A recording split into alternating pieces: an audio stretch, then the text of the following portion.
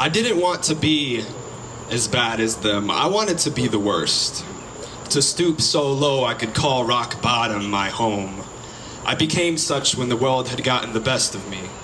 It's all I ever received, so hatred was all anyone expected of me. My pride was the jingle the devil danced to as he deceitfully made love taste like humiliation. But I told him long ago that I wasn't his sidekick, that I had some evil plans of my own. They deemed me good for nothing and called me ghetto child because of where I'm from. And where I'm from is also what made me this way. I've simply adopted to my environment. My neighborhood is a bed of crack needles, but my skin accommodates itself. See, it's a place where the peace is well disturbed.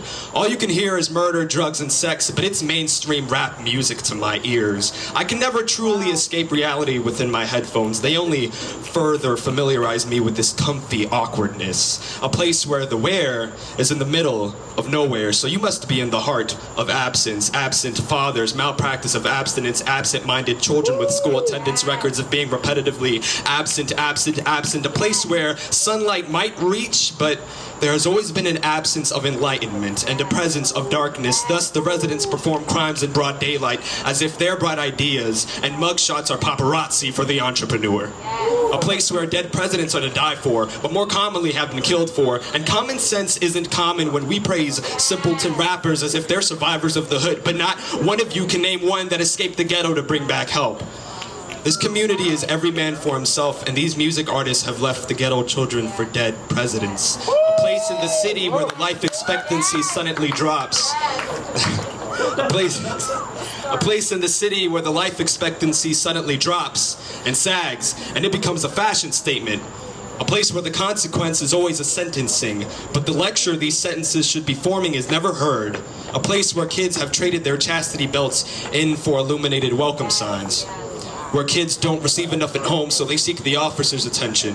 Where kids search for means to support their families, only to find that drug money will never support the weight of their mother's tears.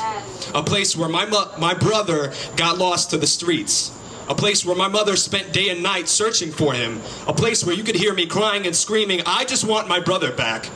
A place where I found my brother in the form of a death notice. I didn't want him back that way. A place where smoking weed is a morning ritual, but marijuana is not enough to keep my demons at ease. A place where other kids are getting lost, while I stand by and do nothing, leaving them hopeless. If today's children are tomorrow's future, then the bad present must have been brought on by the bad parents of yesterday. So who am I in this equation? Just another bad parent who neglects. Heavenly Father, forgive me, for I know not what I do. They might have deemed me good for nothing, but this is what purpose sounds like when it's put on paper. Please, the ghetto needs help because 1,000 kids a year die from... You know what, I don't need a statistic. You want a visual, then follow me home and do the math.